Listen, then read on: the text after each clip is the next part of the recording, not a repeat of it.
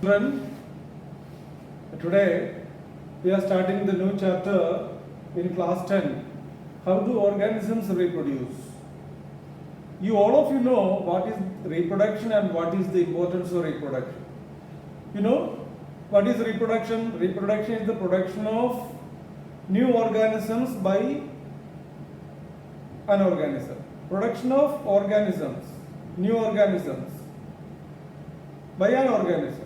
Or we can also define production of organisms by transferring the characteristics to the new organism, or we can say the exact copies of an organism. Okay, so reproduction is the production of new organisms by a living organism. What is the importance of reproduction?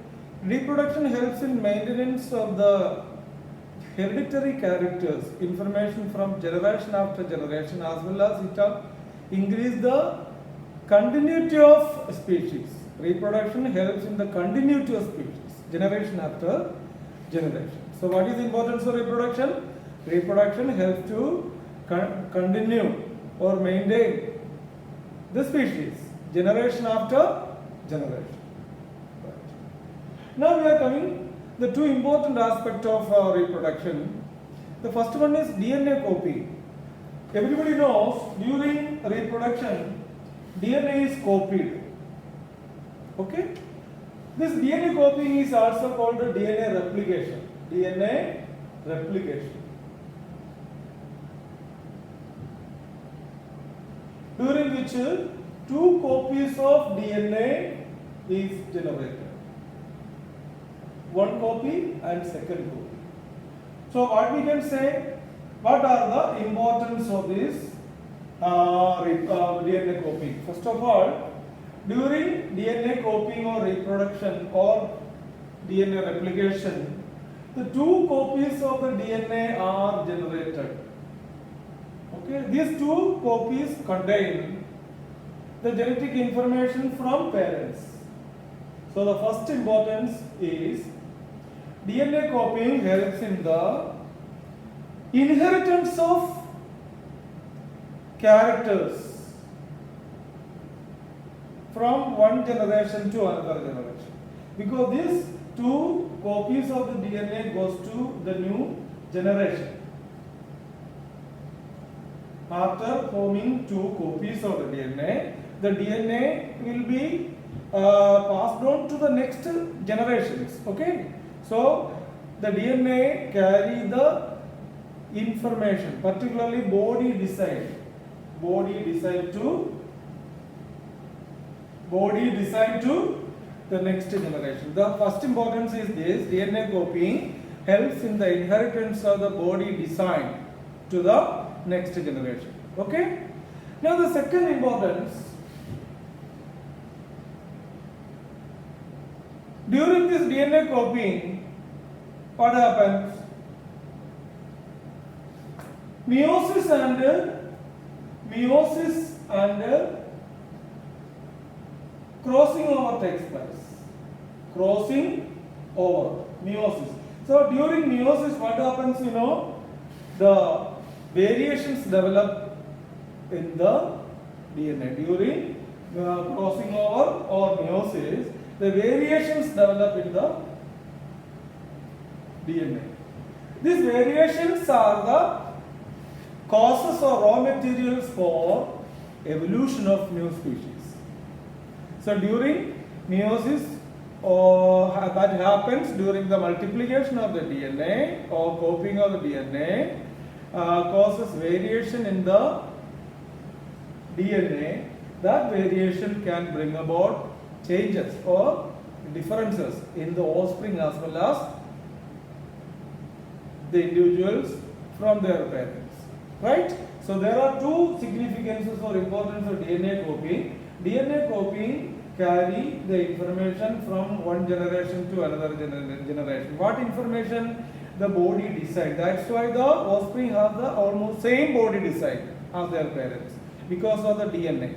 is copying, and this DNA will be inherited to the next generation. Second one, During DNA copying, meiosis takes place. That meiosis leads to the variation in the species.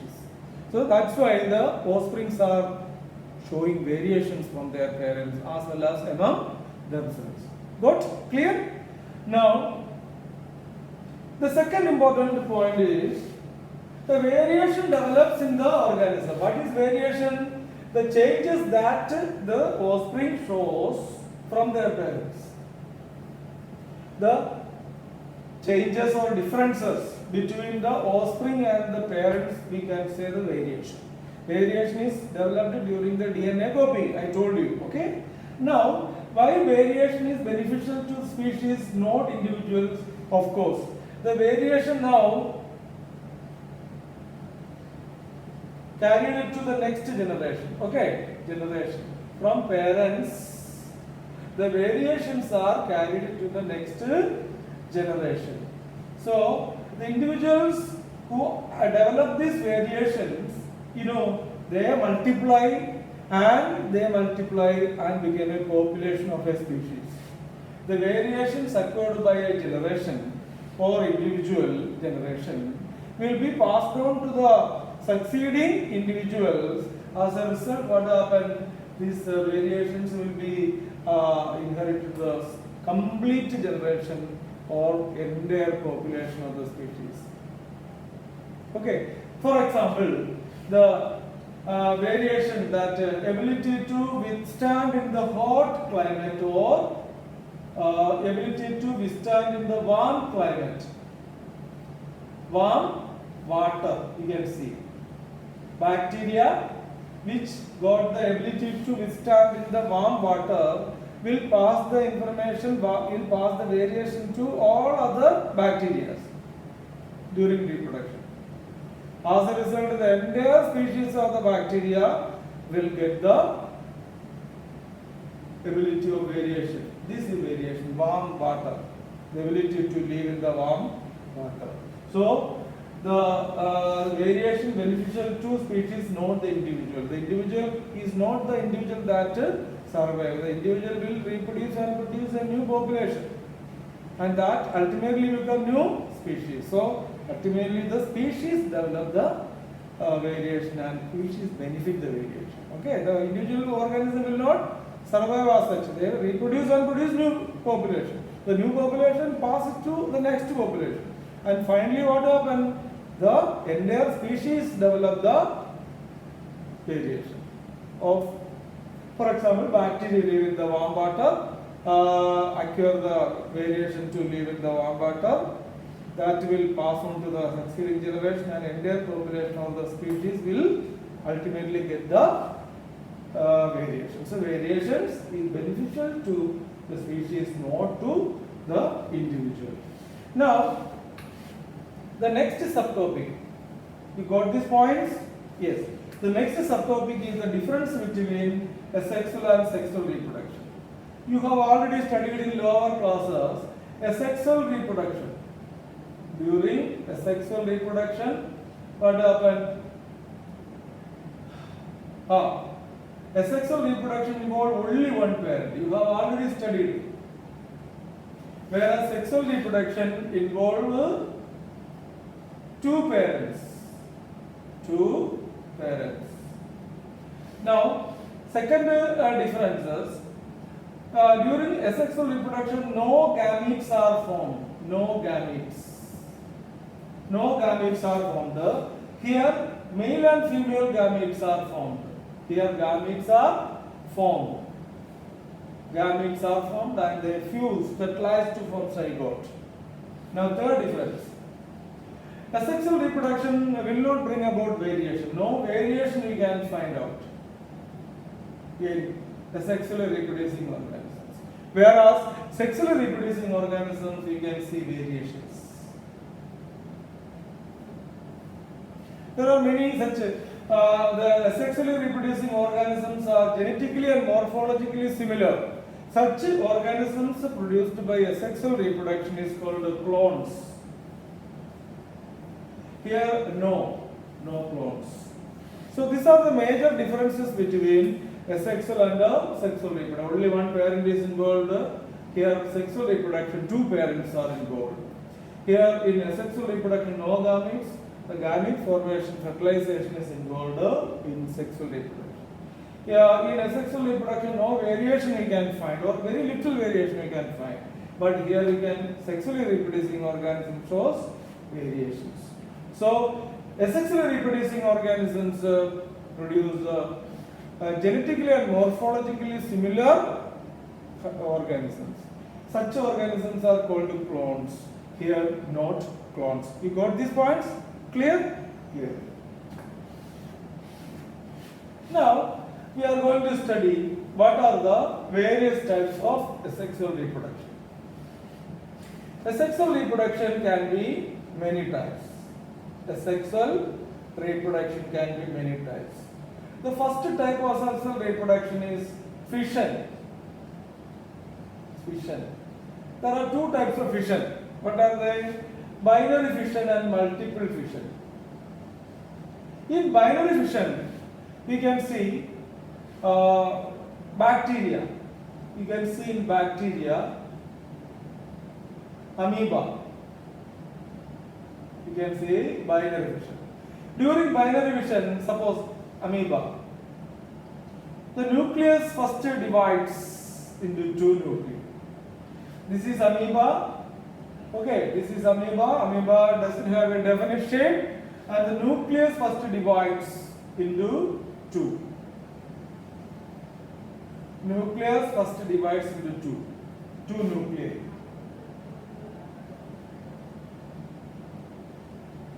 Then, after the division of nucleus, the cytoplasm divides into two.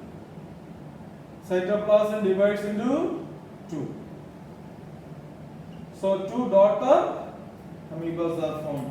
So, in binary fission, first you can see that in the bacteria and amoeba, in amoeba or bacteria, the nucleus first divides into two, followed by the division of the cytoplasm, leads to the formation of two individual daughter cells. This is called the binary fission. Whereas in multiple fission, you can see multiple fission in some organisms such as Paramecium. You can see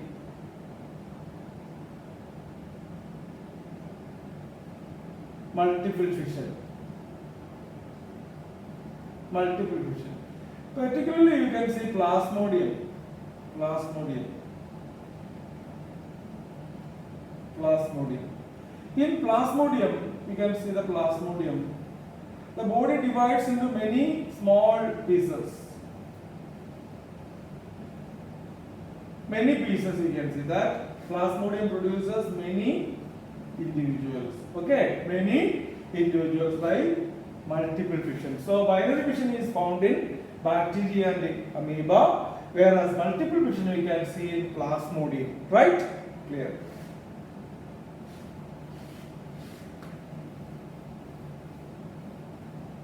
Now, you can see budding.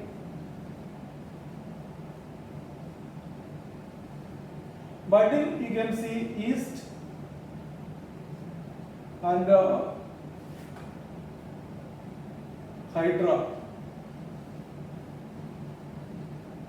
In yeast, you can see, suppose this is a unicellular fungus, yeast nucleus. Okay, yeast produces a bud-like outgrowth. Bud-like outgrowth. This bud-like outgrowth is produced by the division of the nucleus. Nucleus divides into two. Then that one of the nucleus will enter here in the bud-like outgrowth. This is called the bud. Bud-like outgrowth. This bud can again produce, nucleus divides into two, and one of the nucleus will come here. So like this, more buds can be produced. And within hours, they can produce large number of buds. Okay. So the buds are lateral outgrowth. Buds are lateral outgrowth. This is formed by the division of the nucleus. Nucleus first divided, as in the fission. the nucleus first divided and each nuclei enter the bud. That bud will separate and grow into new organism. In Hydra, at the same time, it is a multicellular freshwater animal, multicellular freshwater animal. You can see the bud-like outgrowth form here. Bud-like outgrowth. They develop tentacles and they separate and produce a new hydra. So hydra also produced by the formation of budding. So the reproduction through budding is called budding. Okay, clear? It is simple. Now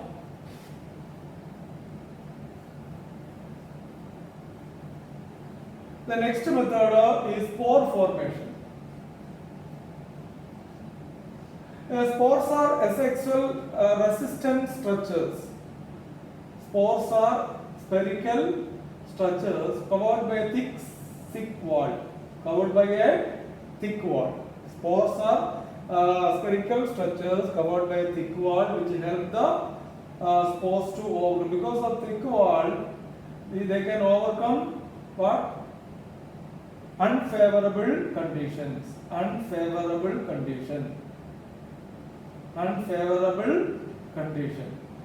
Usually fungi reproduce by spore formation.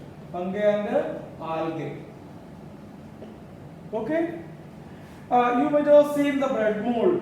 If you keep a slice of bread for some days, you can see thread-like brown structure develop on the fungus. This brown structure is what we call bread mold.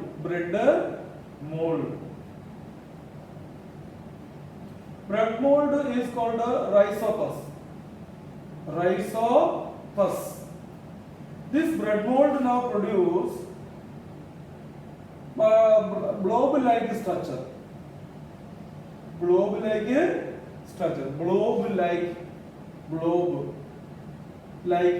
structure in which large number of spores are formed. These spores will come out and remain in the soil or air. Such spores are thick-walled, which help them to overcome the adverse conditions.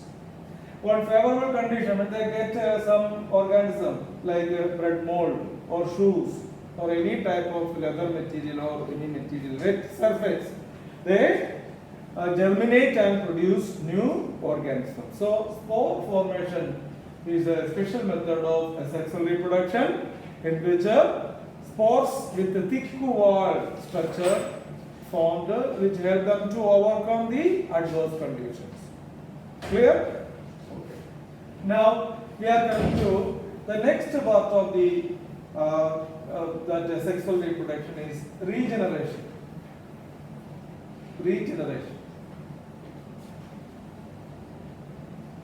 Regeneration is a method by which organisms regrow from their lost body parts. Organisms, lose many body organs. For example, you can see the tail of lizard break off. Planaria, you can see planaria. Another example. In planaria, you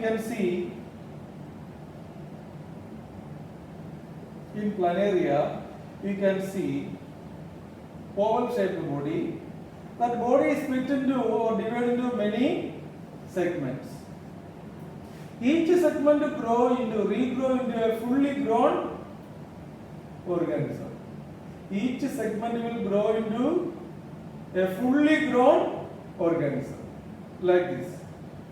So this process in which the organisms produce or regrow from their lost body parts is called regeneration. Clear? During regeneration, for example, the piece wherever it is broken, to produce a mass of cells. The mass of cells are proliferated from a special kind of tissues.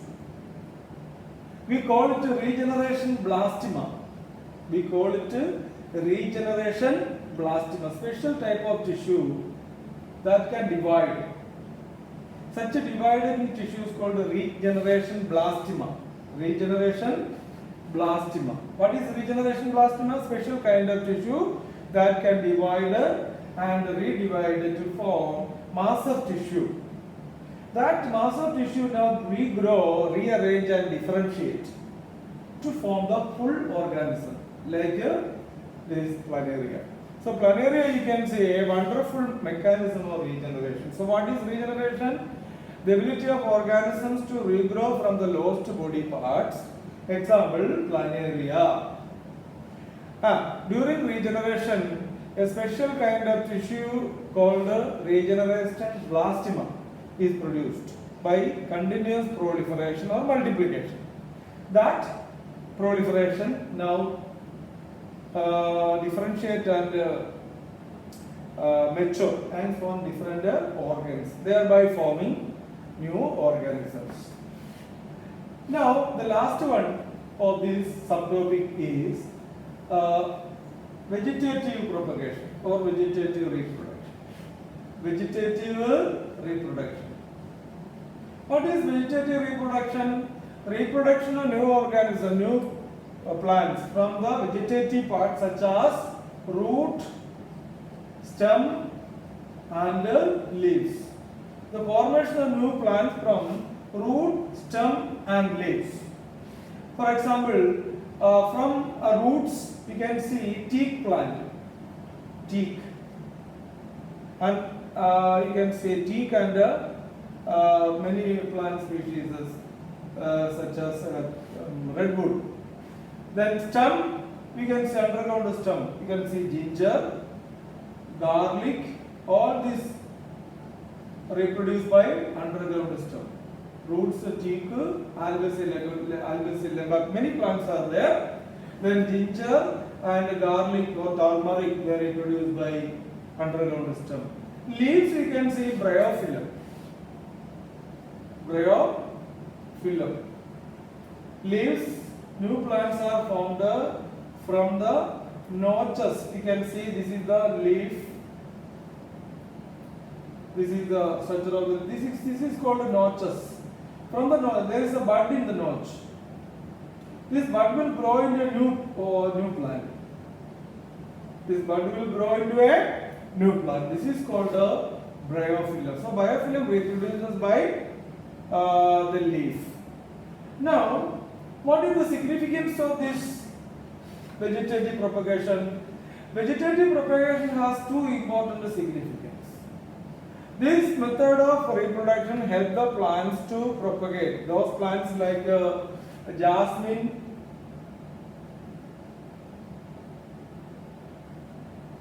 plant, grapes, many grapes, banana. They are called seedless plants. They do not produce seeds. Jasmine, grapes and banana, they do not produce viable seeds. So seeds cannot germinate in them to new plants. In such cases, the vegetative reproduction helps. So vegetative reproduction helps the organisms to reproduce. Mean the plants without a seed. Seedless plants can propagate by vegetative propagation. So what is the advantage of vegetative propagation? First one. Seedless plants such as jasmine, grapes and banana can produce new plants from their root, stem and leaves. Okay. Now second importance, the vegetative reproduction you can see is a fast method. A large number of plants can be propagated in limited time. Fast method of reproduction. Large number of plants can be propagated by vegetative reproduction. Understand? So simply cut the, for example, sugar cane. It is less expensive. Less expensive. Okay? Sugar cane. Plants, you can see the stem cuttings. large number of stem cuttings. We can cut it and grow. So such plants produced by vegetative reproduction also genetically and morphologically similar. We call them clone.